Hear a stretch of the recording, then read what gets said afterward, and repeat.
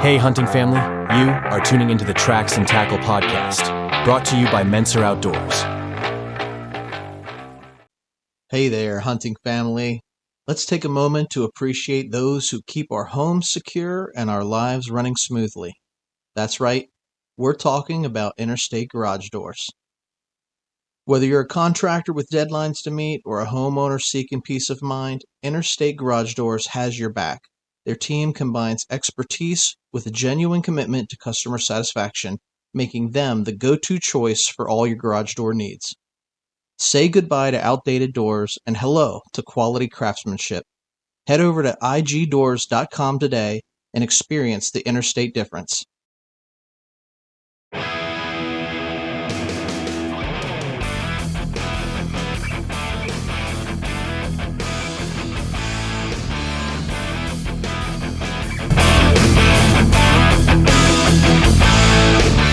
Hey hunting family, what is up? Thanks for tuning in for another episode of Tracks and Tackle.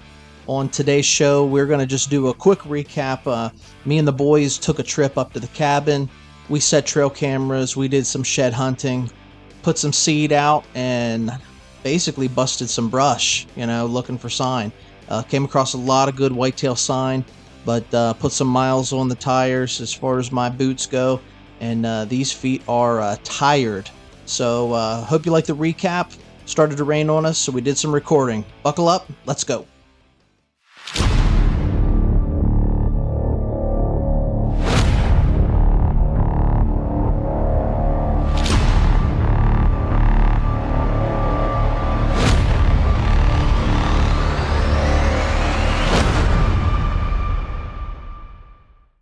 Hey folks, thanks for joining us today. We tried to be authentic, so here we are. We're sitting in camp.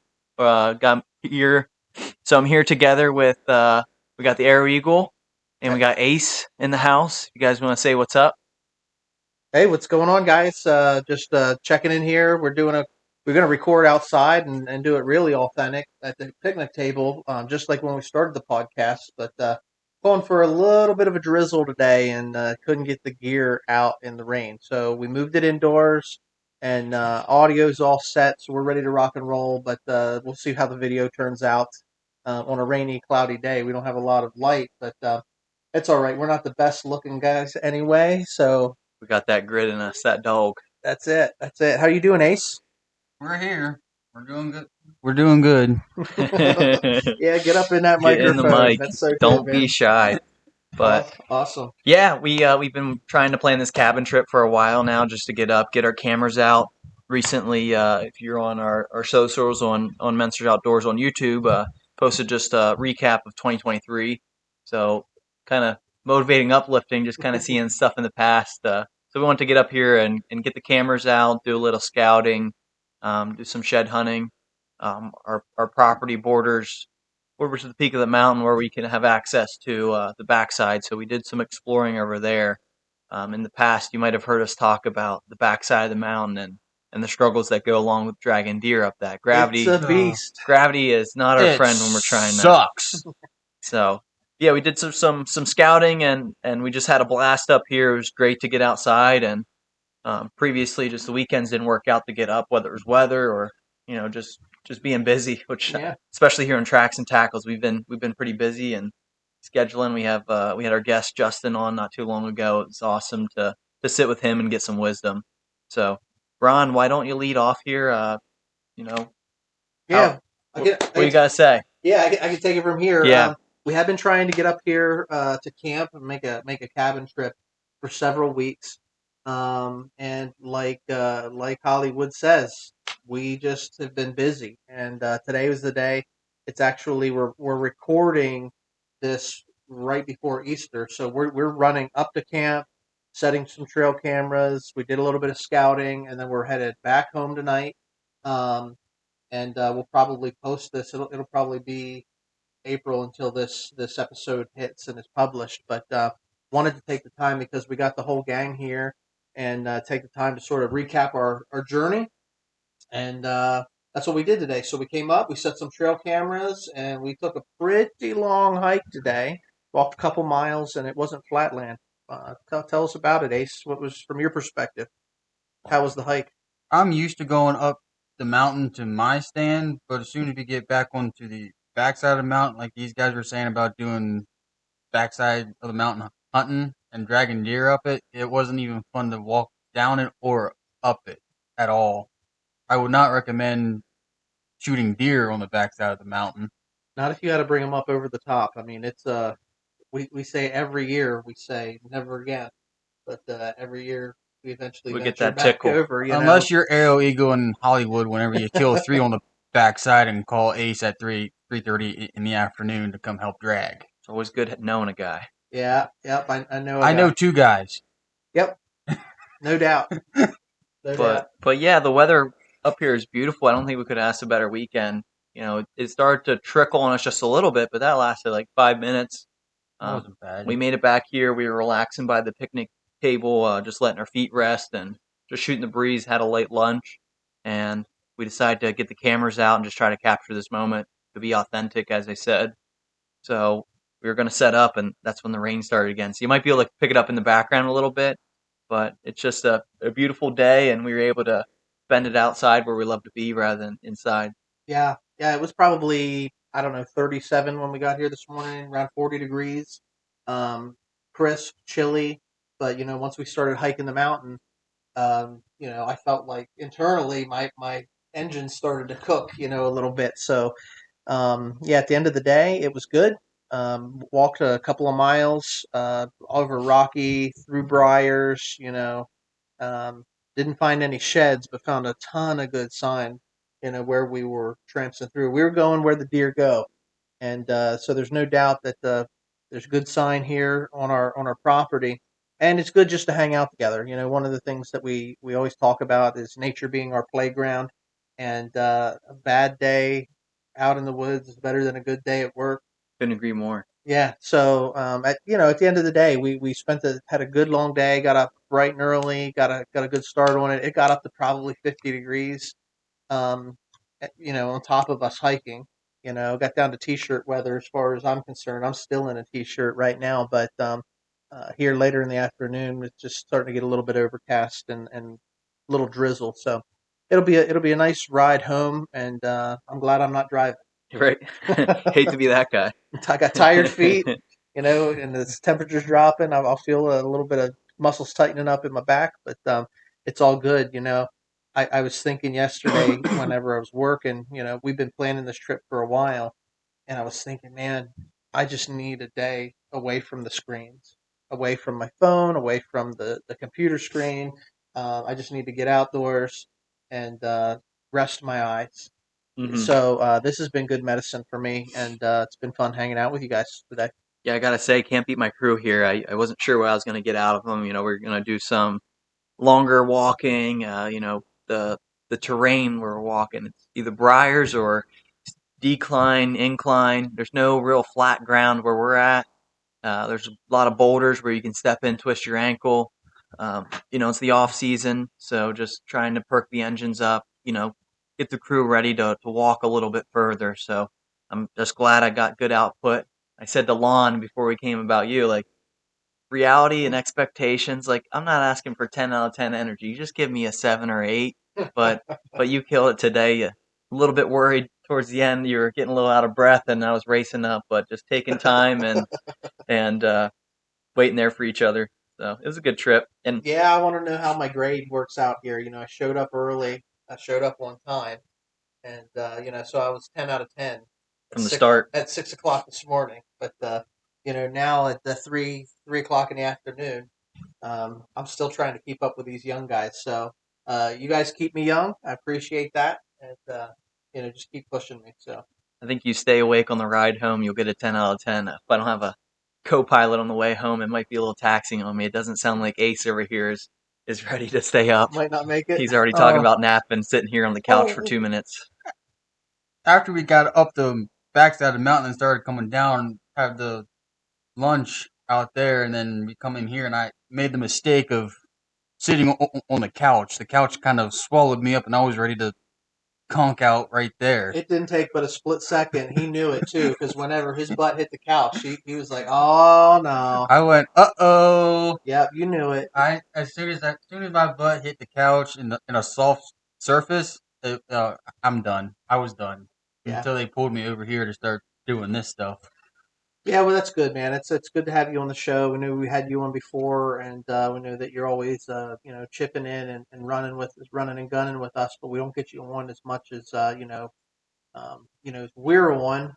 But at the end of the day, it's been a good day hanging out I'm together. still one of you guys. Yep. You're part of the group here, and so we wanted to seize that moment, sort of set up shop here, and do a little bit of recording and recap the day. I would say a couple of miles on the tires today, as far as walking. Got a good workout. My legs are feeling it. I'll put it to you that way. Yeah, I'm ready to get out of my hiking boots and get into my flip flops, but we'll probably go barefoot on the way home. If you guys can handle the smell Letting of the that. dogs out. But Yeah, my dogs are barking. I can't emphasize enough, we're just so excited. And sometimes when you get excited for these kind of trips or whatever you're passionate about, your brain shuts off. So we needed to get breakfast on the way here. We stopped in.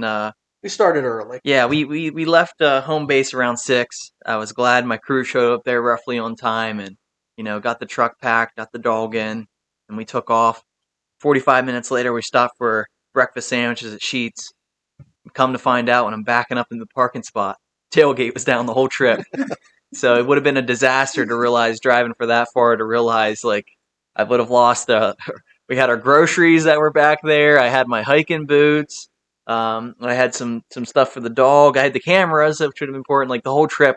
It would have been ruined. Yeah, it would have been ruined. And it's probably a third of the way there. So it's like you start to be like, all right, I'm making some ground. I'm getting close. So when I was walking up the back side of the hill, like after probably like 1.5 miles in through the briars over the rocks, and I'm working uphill, and my legs are just burning, my heart's pumping, it was a good cardio, and I was just thinking to myself, man, if I lost my hat 10 minutes ago, because I had a moment where I didn't think my hat was on my head anymore. I put a bandana on, because I was sweating. But I had my hat, I had flipped it around backwards, and the bill of my hat wasn't covering the sun from my eyes. And I thought, I had for a split moment, I'm like, oh no, where's my hat? Thinking that maybe it got caught in a briar or something, or I sat down to take a breather and I didn't. But I thought, man, I'd be leaving that thing behind. I'm not going back down to get it. So kind of similar, your brain shuts off when you're in the middle of, you're excited and you're just doing what you got to do. But yeah, luckily, even though the tailgate was down, we didn't lose anything. Trip was still a go. We're green lighted the whole way. Right, and when we first got here, as we came to the crest of the mountain, I told both the others a $30 bounty if you find my lost arrow, because I don't know what I was doing back there, whether I was just scouting for maybe a future potential hunt, or maybe I was looking for blood on a wounded animal. I'm not too sure, but I know when I kind of got back, probably half hour later, I realized I had one less quiver in my arrow. This was last quiver year. In my set. Yeah, last year. So it's up there somewhere. I don't think we walked roughly where it's at. I have an idea, but it's not worth the scavenger hunt of the extra stress on the legs. That's why you carry more than one. They say they always make more. You got one, there's none. If you got two, you got one. Mm-hmm. Because something's bound to get lost or broke, or you always want to back up. Right. And then we talked about the deer sign. When we get to the gate and we start moving up, we saw a nice sized herd moving. I wasn't quite one to count. I was just excited to see them, and we're looking for sheds to just see if they have any hardware on their head yet. So unconfirmed. They could have been bucks without horns, or they could have been a group of doe. But there was 7 to 9 of them. So it's always promising to see first thing when we get to camp. So it was nice to see that sign. We got him, got settled. We're working on getting our cameras set up with the batteries and the SD cards. Only to find out one of them doesn't work, and we needed batteries for it. We're short one camera. Yep. But we can course correct that. Mm-hmm. And then personally, when I got a new camera to add to the arsenal this year, and come to find out, the SD card that I bought with it, I left at home. So it worked out. I was able to borrow the SD from that. So we're a mess, but I'm sure you out there can relate. Anybody out there listening, like, this is just normal stuff for us. Right. Like every time we record, something small goes wrong, whether we didn't plug a camera in, it dies, or we forget to hit a button. But we're learning as we go, and just trying to add on as a lesson learned for the next endeavor. Lessons learned. We are not professionals. Not by any means. Heavy disclosure every time we do something here. But got the camera set up. We found what looks like a coyote remains. Yeah, So yeah. You know, had the dog out running with us, and she sniffed out right away. An old skull looks like it might belong to a coyote or some sort of a canine like that. And we thought, man, what a good start, because right, that was like within the first 10 minutes of our right. hike. And she got a bone, and she was happy, and we were happy, and we weren't tired yet, but. That was all. That was all we found. We saw a good sign, but Yeah, that's the only thing that we brought back with us.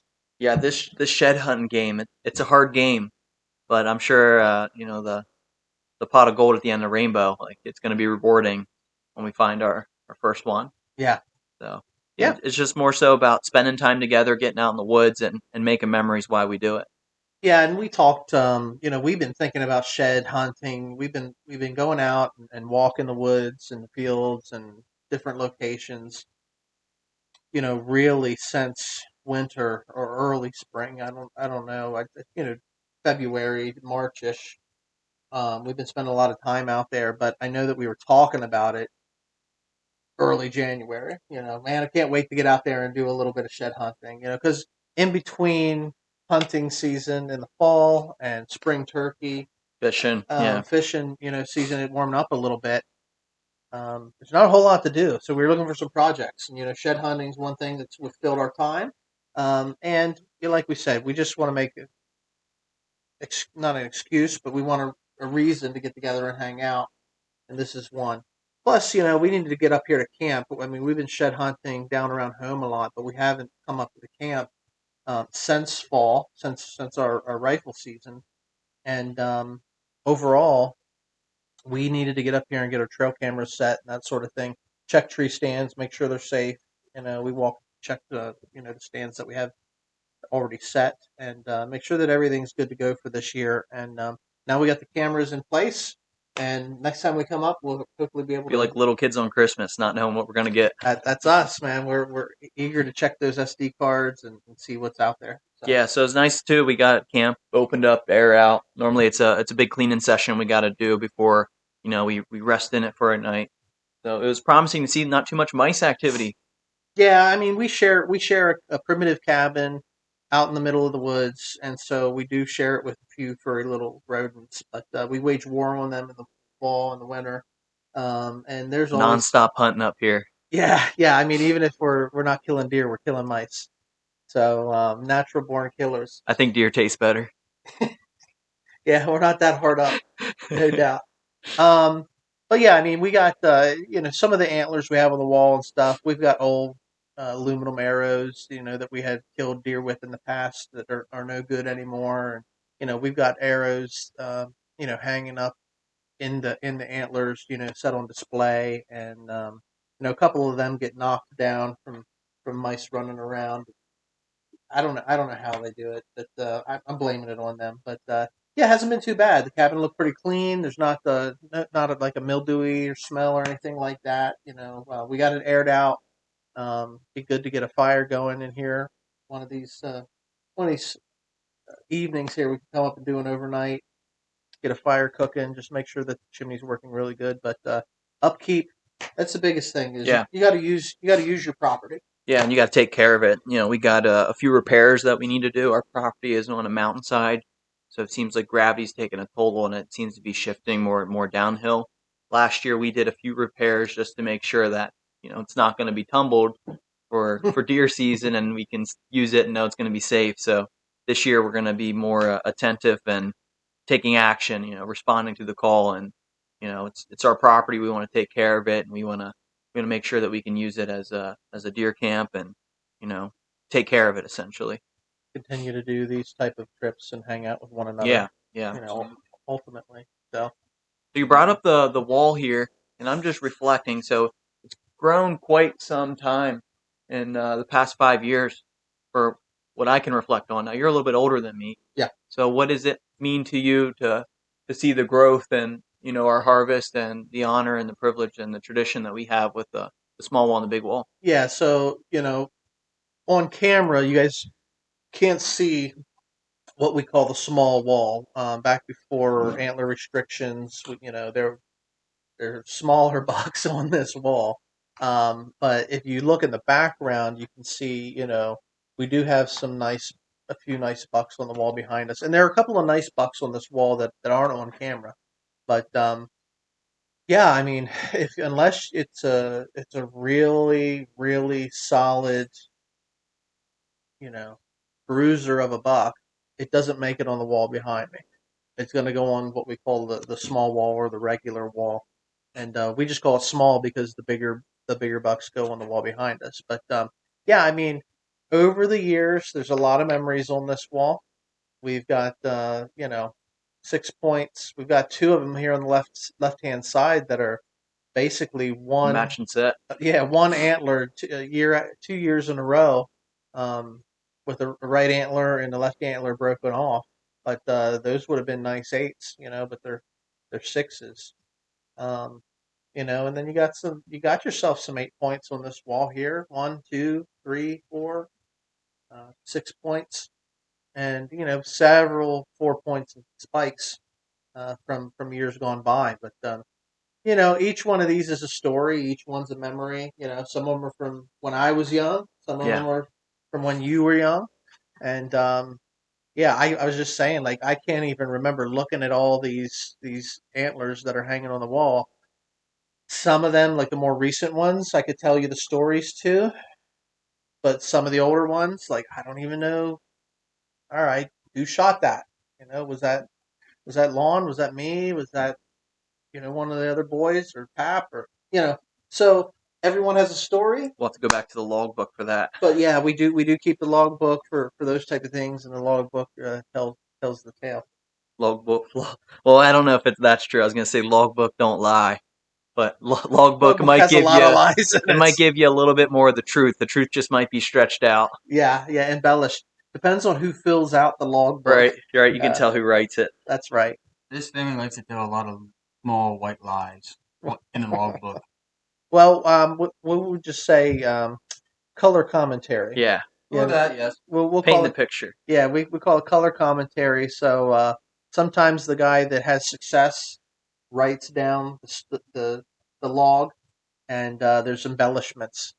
And then sometimes it's the guy that didn't have success fills out the log, and he tells the story how they see it. Yeah. And we all have different perspectives, which we touched on a recent episode here. So yeah, I mean, but look, I love it. Every time we get to come up here, this is part of the family's tradition. Like, if we have tradition, we get to come up here to our hunting camp. The home away from home. We were just we did an episode a couple of weeks ago with a buddy of ours from 3B Outdoors, and he was just talking about how he loves the concept of the hunting camp. Guys coming together, hanging out, sharing memories, passing along that I don't know what the word would be, but when you get to bring your boy along, and your boy goes from being boy to becoming a man, Passing the generation along. yeah, and you get to sort And of. there's how many generations of Mentor / Chronister in this cabin now? Goes from your dad, Mm-hmm. your brother, You guys. down to Yep. You got us, 3 generations right and, now. and my dad, who's married into the Mentors Outdoors, but at the same time, he's still part of the Mentor clan. That's right. Yep. Yep. We got 3 So- generations rolling, and 4 generations. three generations. So you got Pap, Pap, you got us you- boys, and then we got you boys. So that's 3 generations. Yeah, so it's just a matter of time before we get the 4th generation up here. You guys get to work, we'll have a Fifth- 4th generation, generation. but it's on you guys to make that happen. Where are my outdoors ladies at? I keep getting told I'm not going to find one up here, but I keep looking. right there with you, brother. Yeah. Right there with you. Yep, but that's it. And we pass it along, and there's just something about getting together and making those memories. Yeah, So, yeah. No, So I didn't start hunting up here till 2 years ago. You started getting serious in the hunting with us a couple of years ago, and 3 years ago. you've come up and you've killed some deer too.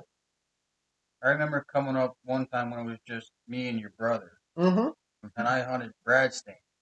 I saw 4 deer. None of them came into range.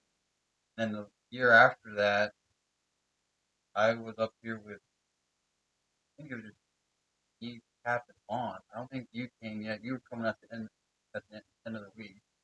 But you were coming in the middle of the week. Mm-hmm. And I came up for what we call meat camp, Mm-hmm. which is the beginning of archery. And I was up in my stand. I sent a text message down to, or yeah, I sent a text message down to Pat or Lawn, and I have one on the dirt. And I'm just running back up. Because it started to sprinkle, Mm-hmm. and as soon as he felt rain, he came back in. I was the only one out. I didn't know that I was the only one out. I thought he'd be coming from the stand. I waited about 20 minutes. I hear rustling coming up the mountain from where the cabin's at. I'm like, oh, okay, there's Uncle. And because it was raining, I got down immediately and started trying to find blood. And I found blood, and I knew the direction that we went because I saw her run. But at the same time, I didn't know exactly where she was at. I didn't want to go jump Yeah. her.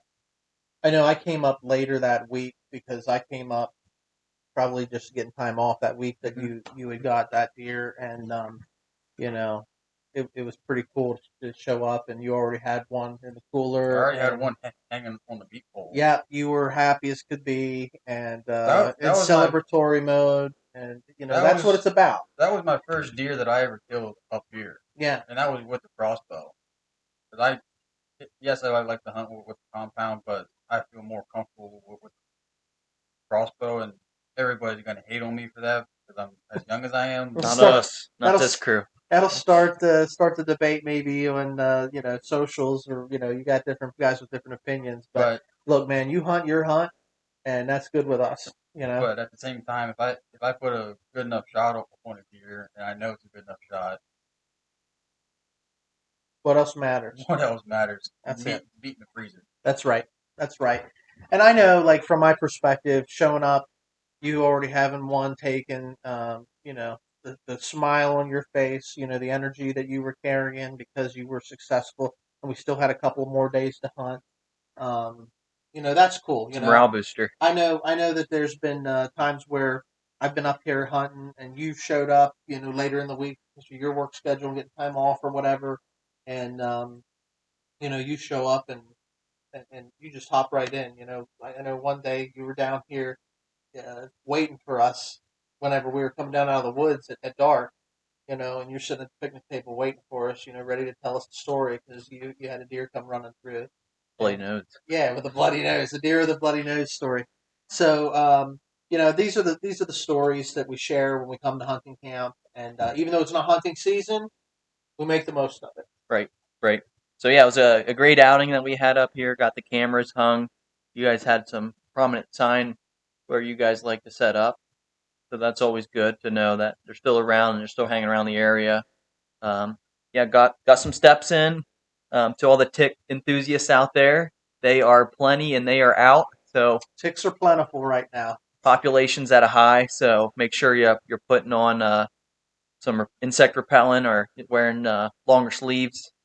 I don't know how many we picked. We were counting. We lost count. It's been that bad. It was that bad today, but warm weather, and we were hiking through the stuff.